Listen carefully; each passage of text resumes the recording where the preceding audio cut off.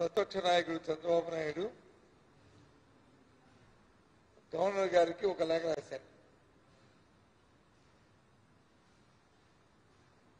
ఆ లేఖలో ఆయన చెప్తున్న మాటలు చూస్తుంటే అన్నీ కూడా సచిదూరాలు, వాస్తవంగా ఏ ఒక్కటి కూడా వాస్తవం లేదు.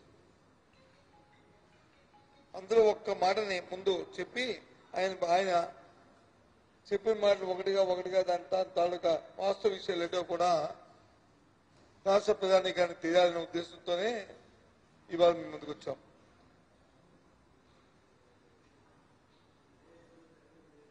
వాస్తవంగా ఈ రాష్ట్రంలో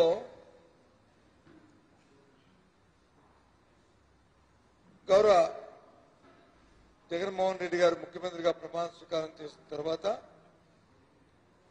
ప్రమాణ స్వీకారం చేయకముందు ఏవైతే మాటలు చెప్పారో, ఏవైతే రాష్ట్ర ప్రధానికి ఏ హామీ అయితే ఇచ్చారో ఆ హామీలు ఆ కార్యక్రమాల్ని ఆయన పాదయాత్రలో చూసిన, వాస్తవంగా ఆయన చూసిన ప్రజలు పడుతున్న ఇబ్బందుల్ని వాటినన్నింటినీ కూడా అడ్రస్ చేస్తూ ఆయన హామీలు ఇచ్చారు. ఆ హామీలకు అనుగుణంగానే ఆయన ముఖ్యమంత్రిగా ప్రమాణ స్వీకారం చేసిన తర్వాత మొదటి శాసనసభలోనే దానికి అనుకున్న ఒక కార్యక్రమం ఒకటిగా చేసుకొస్తున్నారు. నవరత్నాల నిర్ణయం కానీ, లేదా బలహీన వర్గాలకి మా అందరికీ కూడా కేబినెట్ లో సముచిత స్థానం ఇవ్వడం కానీ, లేదు తదుపరి తీసుకున్న నిర్ణయాలు ఏ ఒక్కరి తీసుకున్నా ఎన్నికల ముందు చెప్పిన మాట ప్రకారమే ఒక్కొక్క కార్యక్రమం చేసుకొస్తున్న నేపథ్యం. అందులో భాగంగా ఒక మాట చెప్పారు. ఆ రోజు ఏం చెప్పారు? ప్రజలకు ముంగిట్లో పరిపాలన తీసుకొస్తాను, అధికార వికేంద్రీకరణ నా తాలూకా విధానం, సిద్ధాంతం, నా విధానం, ఆ ప్రకారం నేను ప్రభుత్వాన్ని ముందుకు తీసుకెళ్తానని చెప్పారు. రాష్ట్రంలో ఉన్న 13 జిల్లాలని పార్లమెంటుకో నియోజకవర్గం చొప్పున 20 జిల్లాలుగా, ఇంకా అవసరమైతే ఇంకా మార్పు చేర్పు చేసి ఇంకా చేస్తారని చెప్పి ఆ రోజు చెప్పిన మాట.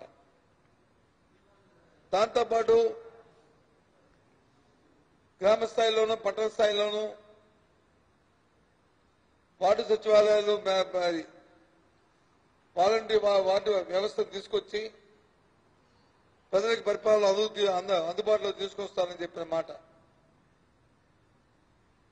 ఆ ప్రకారమే రాష్ట్రంలో వచ్చి, రాష్ట్రం అంటే 13 జిల్లాలు, రాష్ట్రం అంటే 5 కోట్ల మంది ప్రజలు, వారి ప్రజల తాలూకా అభివృద్ధి, శ్రేయస్సు, ఎన్నో కులాలతోనూ ఎన్నో మతాలతోనూ ముడిపడి ఉన్న మన భారత సంస్కృతిలో దానికి అనుగుణంగానే ప్రభుత్వ కార్యక్రమాలు ఉండాలి, పరిపాలన జరగాలనే ఉద్దేశంతో రాష్ట్రంలో కొత్తగా ఏర్పడిన 2014లో రాష్ట్రం ఏర్పడి ఆనాటి ప్రభుత్వం మరి ఉన్న తెలుగుదేశం పార్టీ, చంద్రబాబు నాయుడు ఆయన స్వార్థం కోసమో లేకపోతే ఒక సామాజిక వర్గం తాలూకా శ్రేయస్సు కోసమో లేదా మిగతా ప్రాంతాలను విస్మరిస్తూ ఆయన తాలూకా అన్నయ్యలు అభివృద్ధి చెందాలనే ఉద్దేశంతో పరిపాలన వికేంద్రీకరణ అంతటినీ కూడా ఒక దగ్గర కేంద్రీకరించాలని చేస్తే అది కాదు, రాష్ట్రం నలుమూలలా విస్తరించాలి, రాష్ట్రం నలుమూలలా అభివృద్ధి చెందాలి అనే ఆలోచనతో రాజధాని 3 భాగాలుగా 3 అంశాలుగా దాన్ని నిర్ణయించి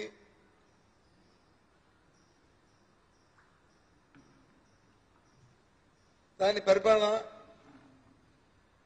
లెజిస్లేటివ్ క్యాపిటల్ అని అమరావతిని, ఎగ్జిక్యూటివ్ క్యాపిటల్ అని విశాఖపట్నాన్ని, లెజిస్లేటివ్ న్యాయ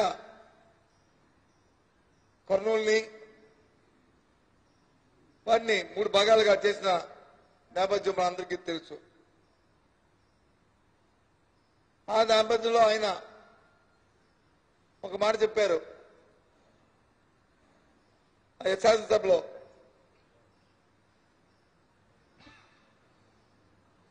కేవలం 8 కిలోమీటర్ల పరిధిలో పనులు లక్షల కోట్ల రూపాయలు వెచ్చించడం, వాటిని అధికారం కేంద్రీకృతం చేసి ఒక ప్రాంతాన్ని అభివృద్ధి చేయడం కాదు, రాష్ట్రమంతటిని అభివృద్ధి చేయాలి. కాబట్టి దీంట్లో ఇవాళ లక్షల కోట్లు ఖర్చు పెడుతున్న ఈ నిధుల్లో 10% మనం అభివృద్ధి చేయొచ్చు. అందుకే నేను వచ్చి ఈ 3 భాగాల్లోనూ విశాఖపట్నాన్ని లెజిస్లేటివ్ క్యాపిటల్ గా నేను వచ్చి ఎగ్జిక్యూటివ్ క్యాపిటల్ గా నిర్ధారించాను.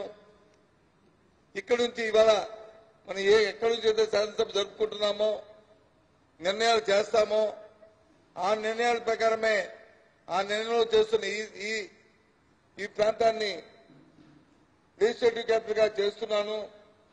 ఇక్కడే శాసనసభ ఉంటుంది, ఇక్కడి నుంచే శాసనసభ వ్యవహారాలు జరుగుతాయి. న్యాయపరమైన అంశాలన్నిటి కూడా ఎప్పుడో మరి పెద్ద మనుషుల ఒప్పందాలు ఉన్నాయి. శ్రీపాద వడంపడికి ఉంది. ఆనాటి నుంచి ఎప్పుడు కూడా రాయలసీమ ప్రాంతం వచ్చి మన అసత్వానికి లోనైంది. కర్నూలుని ఆ క్యాపిటల్ గా చేస్తున్నాను అని చెప్పి ఆయన క్షుణ్ణంగా మరి ప్రజలతో ఎన్నుకోబడిన 151 మంది శాసనసభ్యులతో శాసనసభలో ప్రత్యక్షంగా ఆయన చెప్పిన మాట. ఆ ప్రకారమే 2 బిల్లులు పెట్టి ఆ రోజు శాసనసభలో తీర్మానం పెట్టాం. శాసనసభలో పెట్టి తీర్మానాన్ని ఆమోదిస్తే శాసన మండలిలో మరి అధికారం శాసనసభలో బలం తెలుగుదేశం పార్టీకి ఉందని ప్రజలతో ఎన్నుకోబడిన ప్రభుత్వం తాలూకా నిర్ణయాన్ని, ప్రజల తాలూకా నిర్ణయాన్ని వారు వచ్చి అడ్డగోలుగా రాజ్యాంగపరంగా కాకుండా, శాసనసభ వ్యవహారాలతో సంబంధం లేకుండా విచక్షణాధికారమైన ఒక నెపంతో ఆ రోజు సాక్షాత్తు కౌన్సిల్ చైర్మన్ గారు తీసుకున్న నిర్ణయం రాష్ట్ర ప్రజలందరూ కూడా చూశారు. అన్ని ప్రాంతాల ప్రజలు కూడా అంతే ఇబ్బంది బాధపడ్డారు. ముఖ్యంగా ఇప్పుడు అలసత్వానికి లోనవుతున్న ఉత్తరాంధ్ర ప్రాంతం, శ్రీకాకుళం, విజయనగరం, విశాఖపట్నం, తూర్పు గోదావరి జిల్లాలకు సంబంధించిన ఈ ప్రాంతం అంతా కూడా ఈ ప్రాంతానికి పరిపాలన మరి కేంద్రం వస్తుందంటే ఎంత ఆనందించో, మా ప్రాంతం కూడా బాగుపడుతుంది అని చెప్పని ఆ రోజు అమరావతిని కేంద్రీకృతం చేస్తున్నప్పుడు ఈ ప్రాంత ప్రజలందరూ కూడా ఎంతో ఆవేదన చెందాం. మళ్ళీ రాష్ట్రం విడినా సరే మన జీవితాలు ఇంతేనా, మన ప్రాంత అభివృద్ధి ఇంతేనా, మన ప్రాంతం తాలూకా మన ప్రజలు మన ఈ రాష్ట్రంలో ప్రజలమా కాదా, లేదు ఇంకో పక్క రాష్ట్ర ప్రజలమా అని చెప్పి ఆ రోజు ఎంతో ఆవేదన చెందారు ఈ ప్రాంత ప్రజలందరూ కూడా. అటువంటిది జగన్మోహన్ రెడ్డి గారు ఈ నిర్ణయం తీసుకుంటే ఎంతో ఆనందించారు, సంతోషించారు. ఈ రాష్ట్రంలో మనం భాగస్వాములు అయ్యాం. ఇప్పుడు వచ్చింది మన స్వాతంత్రం. ఈ స్వాతంత్రం 8 సంవత్సరాలు అయిన తర్వాత ఈ రోజు మన ప్రాంతానికి మనకు కూడా గుర్తింపు వచ్చింది. మన ప్రాంతాలు కూడా అభివృద్ధి చెందుతాయని చెప్పి ఆ రోజు ఈ ఉత్తరాంధ్ర ప్రాంతంలో పాటుతో పెట్టుకుంటే పైకి రామో, పైకే పోతామని. ఇంకా భయపడతాననుకుంటున్నావా? సంతోషించారు. ఆ తదుపరి అక్కడ లెజిస్లేటివ్ క్యాపిటల్ అక్కడే ఉంచాలని చెప్పినప్పుడు ఆ ప్రాంత ప్రజలందరూ కూడా అవును నిజమే కదా, మనకి ఈ రాజధాని శాసనసభ ఇక్కడే ఉంటుంది, ఈ ప్రాంతం ఉంటుందని చెప్పి అక్కడున్న విజయవాడ, గుంటూరు ప్రధానికం కూడా దాన్ని ఆమోదించిన నిర్ణయం కూడా జరిగింది. ఆ తదుపరి రాయలసీమ ప్రాంతానికి సంబంధించి మా పూర్వీకులు ఎప్పటి నుంచో కూడా పోరాడుతున్న మా ప్రాంత అభివృద్ధిని ఇవాళ జగన్మోహన్ రెడ్డి గారు వచ్చి ఈ కార్యక్రమాన్ని చేశారు. ఇక్కడికి వచ్చి న్యాయపరమైన హైకోర్టు నుంచి ప్రాంతంలో పెట్టారు, దీన్ని క్యాపిటల్ గా చేశారు అని చెప్పి ఆ ప్రాంత ప్రజలందరూ కూడా ఎంతో ఆనందించారు. ఈ రకంగా ఆ కార్యక్రమం జరిగితే మరి ఒక నీచమైన ఆలోచనతో ఒకే చిన్న చిన్న బుద్ధితో ఒక రాష్ట్ర 13 జిల్లాల అభివృద్ధిని పక్కన పెట్టి ఆయనకున్న సహజమైన సామాజిక వర్గం మీద ఉన్న మక్కువతో మరి చంద్రబాబు నాయుడు దీని మీద చెలవలి పనులు ఆడుతూ ఆ ప్రాంతంలో ఉన్న 20 గ్రామాల్లో ఉన్న ప్రధానికం అందులో ఎంతో మంది బలహీన వర్గాలు, ఎంతో మంది ఎస్సీలు, బీసీలు, మైనారిటీలు, ఎంతో మంది పేదవారు ఉంటే వారి దగ్గర భూములు దోచుకుని అన్యాక్రాంతం చేసి అక్కడున్న ప్రధానికానికి ఇబ్బంది పెట్టి, అక్కడున్న పేదలకు ఇబ్బంది పెట్టి అక్కడ జరిగిన ల్యాండ్ పూలింగ్ పేరిట ఇన్సైడింగ్ ట్రేడింగ్ పేరిట డబ్బులు ఇచ్చేసి దాన్ని సమర్థించుకోవడానికి మళ్ళీ ఇంకా కూడా చంద్రబాబు నాయుడు ఈ లేఖ రాశాడు. ఇవాళ గవర్నర్ గారు కానీ చెప్పడంలో ఏ విధమైన సందేహం లేదు. ఒక విషయాన్ని అడుగుతున్నాను చంద్రబాబు నాయుడిని. ఆయన లేఖలో చెప్తున్నారు, రాజధాని ప్రాంతాన్ని గుర్తించడానికి నిపుణుల కమిటీని కేంద్ర ప్రభుత్వం ఏర్పాటు చేసింది.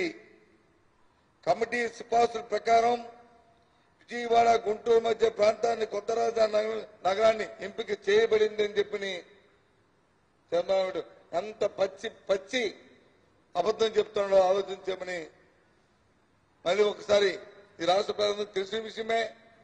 చంద్రబాబు నాయుడు తాలూకు శాసకులు అందరికి తెలిసిన విషయమే. అబద్దాలుగా ఆయన పేటెంట్ పెట్టింది పేరు.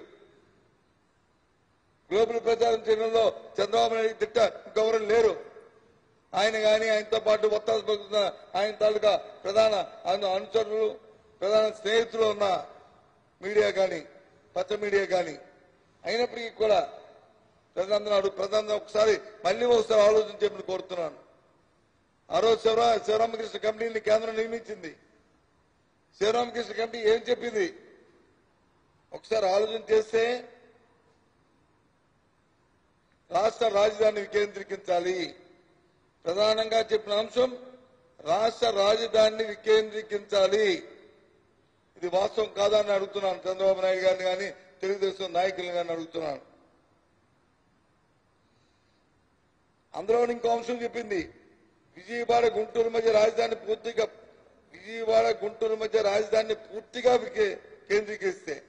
పూర్తిగా కేంద్రీకరిస్తే రాష్ట్రంలో ఇతర ప్రాంతాల అభివృద్ధి అవకాశాలు దెబ్బతింటాయి. దాంతో పాటు దేశంలో వరి ఉత్పత్తికి ప్రధానంగా దోహదపడుతున్న సారవంతమైన పంట పొలాలు నాశనమవుతాయి. ఆహార భద్రత ముప్పు వాటిల్లుతుంది. ఇది బొత్సాత్యం చెప్తున్న మాటలు కాదు. ఇవాళ ఏదో చంద్రబాబు నాయుడు గారు వచ్చి గవర్నర్ గారికి, విశ్వభూషణ్ గారికి ఏదో లెటర్ రాశారు కాబట్టి వక్రీకరిస్తూ మేము మాట్లాడుతున్న మాటలు కాదు ఇవి. ఆ రోజు కేంద్రం ఏదైతే చంద్రబాబు నాయుడు గారు కేంద్రం నియమించింది కమిటీ, దాని ద్వారా వేశానని చెప్పాడో ఆ కమిటీ పెద్దలే శ్రీరామకృష్ణ గారే మరి దీన్ని చెప్పిన మాటలు. ఇది వాస్తవం కాదని అడుగుతున్నాను. ఇది అబద్ధం అని అడుగుతున్నాను.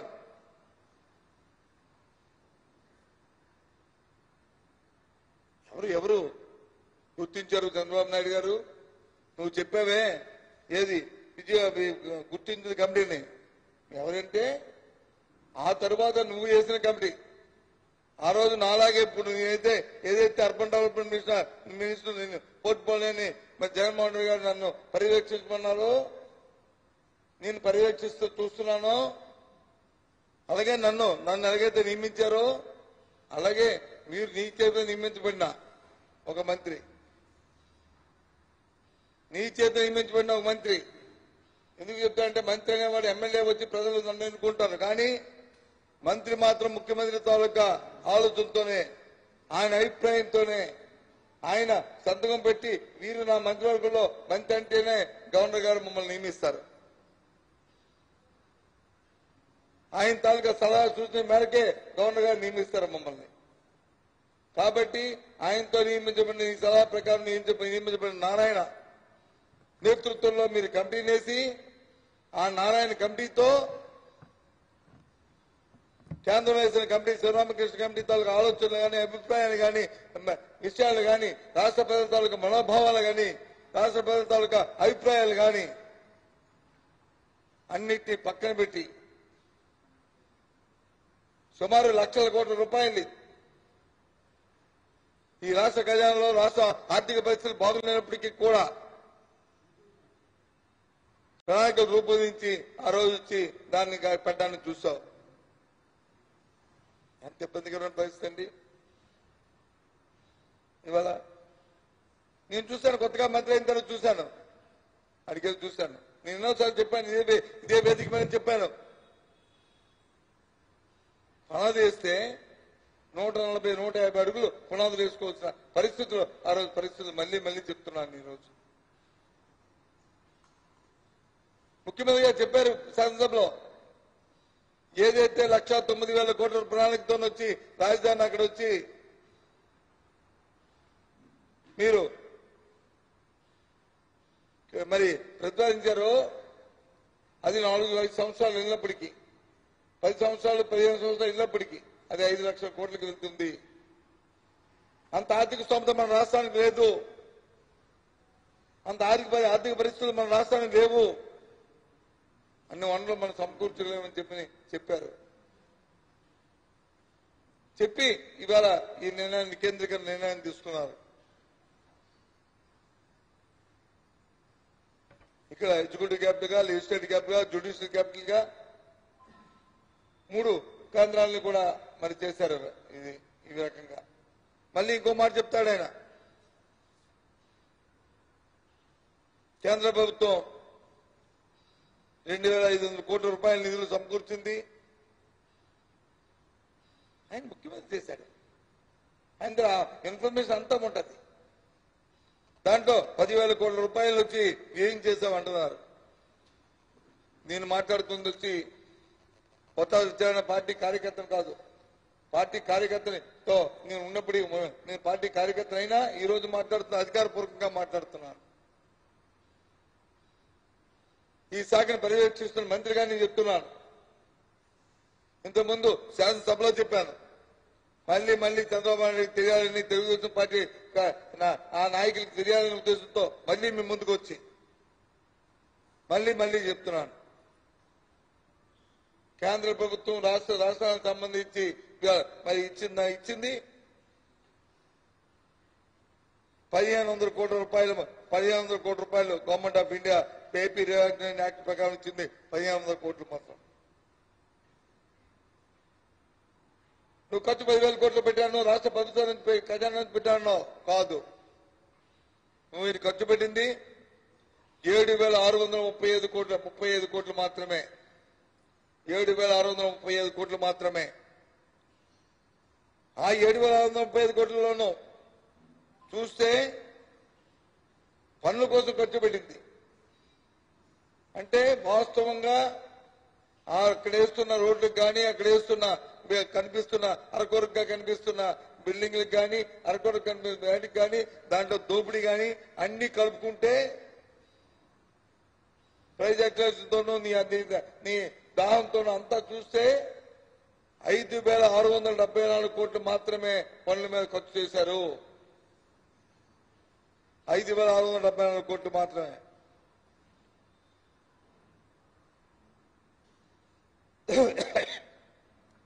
ఏదైతే అయినా ఈ 5,674 కోట్లు ఖర్చు పెట్టడానికి హట్కో నుంచి లోన్ తీసుకొచ్చాం, మన తాలూకా బాండ్స్ అమ్మారు, ఈ కార్యక్రమం చేశాం. వాటి లోన్లు కట్టడానికి, ఆ ఇంట్రెస్ట్ లోన్లు హట్కో ఆపే రీపేమెంట్లు కట్టడానికి 329 కోట్లు.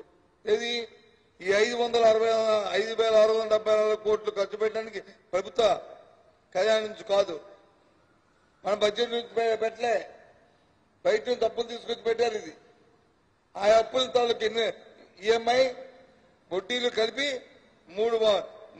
ఇంట్రెస్ట్ కలిపి 329 కోట్లు ఖర్చు పెట్టారు. ఎంత చెప్పితే ఎంత బాధగా ఉండదంటే, ఎంత కడుపు తరుక్కుపోతుంటే అర్థం అవుతుంది. ఈ ప్లాన్లు వేసారు చూసారండి, మండలి కొట్టుకుంటూ ఇంటికి ప్లాన్లు వేస్తాం. అలాగా వాటికి ప్లాన్లు వేసిన వాళ్ళకి, ఈ ఆర్కిటెక్చర్ ప్లాన్లు వేసిన వాళ్ళకి అడ్వాన్స్ గా ఇచ్చింది, పూర్తిగా ఇచ్చింది కాదు. పూర్తిగా ఇచ్చింది కాదు సుమా, ఇదంతా అమ్మ పూర్తిగా ఇచ్చారు కానీ పూర్తిగా ఇచ్చింది కాదు. అడ్వాన్స్ గా అది పే చేసింది. 320 కోట్ల రూపాయలు ప్లాన్ల కోసం ఆర్కిటెక్చర్లకి కన్సల్టింగ్ ఛార్జెస్ ఇచ్చారు. అంటే ఎంత ఆలోచించండి, 320 కోట్లు వచ్చి దానికి ఇచ్చారు. ల్యాండ్ పూలింగ్ కొలతలు కోలడానికి ఆ ఎక్స్పెండిచరు, దానికి వచ్చి ఇంకో 1300 కోట్ల రూపాయలు ఖర్చు పెట్టారు. ల్యాండ్ పూలింగ్ ఖర్చులు, ల్యాండ్ పూలింగ్ అంటే ఎస్టాబ్లిష్మెంట్ కి వాటికి అయిన ఖర్చులు 1300 కోట్లు. వెరసి 7,635 కోట్లు ఇది ఎక్స్పెండిచర్. వాస్తవంగా పన్ను కోసం ఖర్చు పెట్టిందంతా 5,674. ఇది వాస్తవం, ఇది రికార్డు. నేను అందుకే చెప్పాను, మొత్తం పార్టీ కార్యకర్తగా కాదు, ఈ రాష్ట్రంలో ఒక బాధ్యత గల మంత్రిగా, ఈ పోర్టుపోలియోని చూస్తున్న ఒక మంత్రిగా ఈ విషయాన్ని తేటతనం చేయడానికే మీ ముందుకు వచ్చామని చెప్తున్నాను. జగన్మోహన్ రెడ్డి గారు తీసుకున్న నిర్ణయం, మా ముఖ్యమంత్రి గారు తీసుకున్న నిర్ణయం, ఈ రాష్ట్రం సౌకర్యంతో అభివృద్ధి చెందాలని, అన్ని ప్రాంతాల్లో అందరూ కూడా సుఖంగా సంతోషంగా ఉండాలని చేసిన కార్యక్రమానికి ఏ విధంగా తూర్పు పొడుస్తున్నారో చెప్పాలని ఉద్దేశంతోనే మేము ముందుకు వచ్చాం. ఇవాళ ఇది వాస్తవం కాదని చెప్పని మరి రాష్ట్ర ప్రధానికి తెలియజేస్తూ ఆ నాయకులను అడుగుతున్నాను. ఈ 5,674 కోట్లు చెప్పాను కదండి, ఇది బడ్జెట్ కాదన్నాను కదా. ఎస్, 4,940 కోట్లు లోన్ రూపంలో తీసుకొచ్చారు. అట్కో నుంచి అమరావతి బాండ్స్ అని తీసుకొచ్చారు, ఆంధ్ర బ్యాంక్ నుంచి తీసుకొచ్చారు, ఇండియన్ బ్యాంక్ తీసుకొచ్చారు, విజయ బ్యాంక్ నుంచి తీసుకొచ్చారు. అంటే మరి అప్పులు చేస్తూ లక్షల కోట్లు వచ్చి చేసి స్క్వేర్ ఫుట్ 10,000 రూపాయలకు వచ్చి అగ్రిమెంట్ చేసుకుంటూ ప్రజాధనాన్ని ఈ రకంగా దోచుకుంటూ మళ్ళీ తగ్గుదమ్మా అంటూ ఇవాళ వచ్చి గవర్నర్ గారికి వచ్చి లేఖ రాస్తున్నాడు చంద్రబాబు నాయుడు. ఆలోచించండి, ఏమైనా సిగ్గుందా అని అడుగుతున్నాను, బాధ్యత వ్యక్తిని అడుగుతున్నాను. అసలు ఈ రాష్ట్ర ప్రధాని పట్ల ఏమాత్రమైనా నీకు బాధ్యత ఉందా అని చెప్పిన అడుగుతున్నాను. మళ్ళీ ఇంకంటారు